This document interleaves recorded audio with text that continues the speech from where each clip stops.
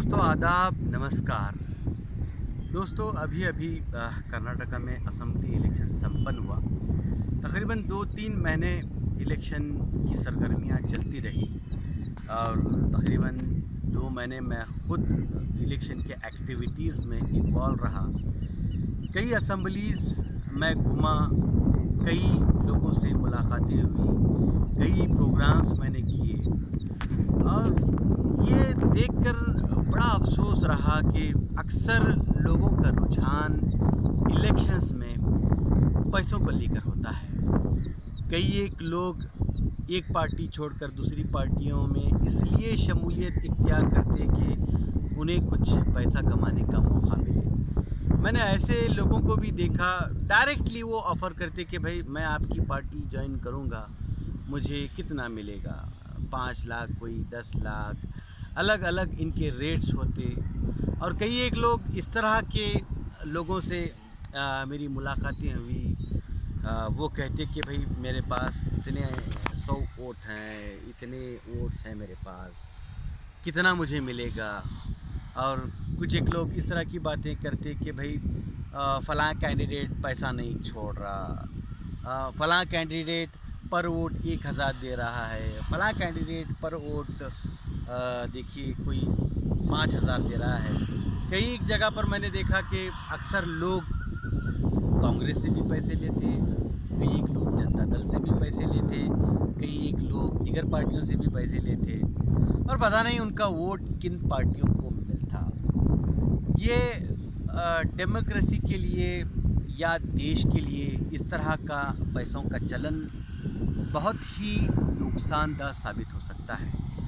अगर इलेक्शंस इतने महंगे होते रहेंगे तो मैं समझता हूँ कि अच्छे लोगों का पॉलिटिक्स में आना, अच्छे लोगों का इंतखाब लड़ना बिल्कुल ना के बराबर होगा।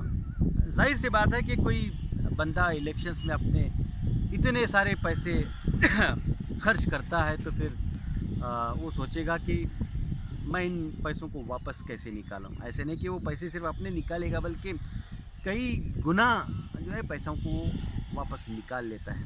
वो निकालेगा तो भी कहाँ से निकालेगा, वो तो अवाम की जेबों से ही निकलेगा।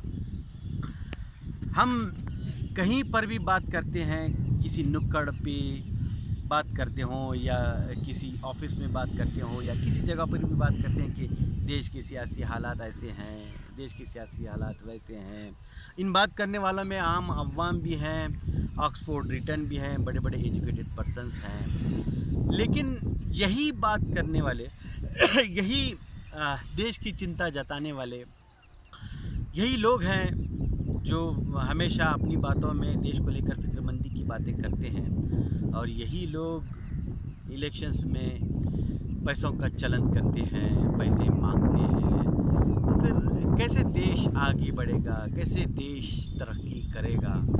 इस तरह अगर इलेक्शंस महंगे होते जाएंगे, मैं समझता हूँ कि आज के दौर में अगर महात्मा गांधी जी भी इलेक्शन लड़ने के लिए आए, छोटा सा एक एमएलए इलेक्शन, उनको भी 5-10 करोड़ लेके आना पड़ेगा। ऐसा अगर इलेक्शंस होता रहेंगे, इस तरह का खर्च होता रहेगा।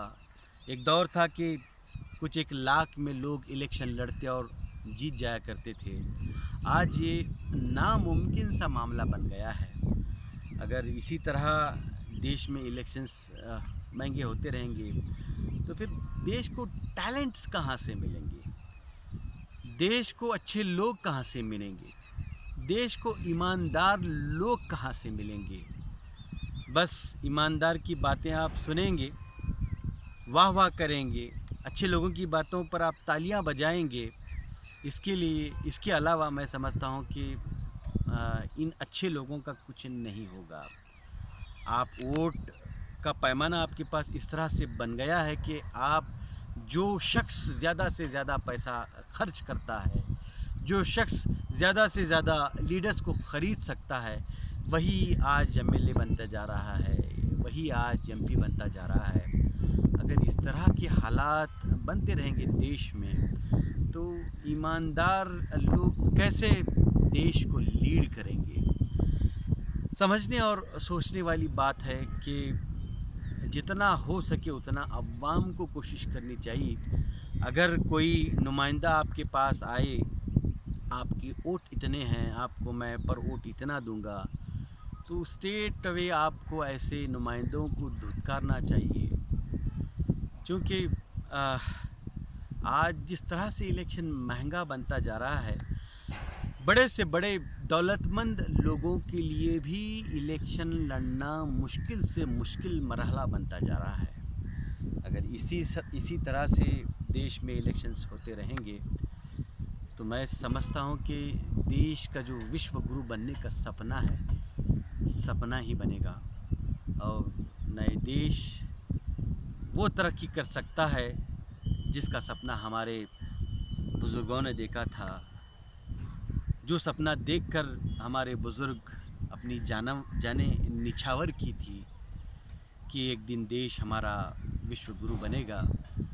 लेकिन देश को चलाने वाले पैसे की दम पर असेंबलियों में आएंगे, पार्लियामेंट में आएंगे। तो मेरा सवाल आपसे ये है, क्या हमारा देश विश्व गुरु बन सकता है? क्या हमारा देश दुनिया में नंबर 1 बन सकता है? क्या हमारे देश की जीडीपी बढ़ सकती है? क्या हमारा देश सही लोगों के हाथों में आ सकता है?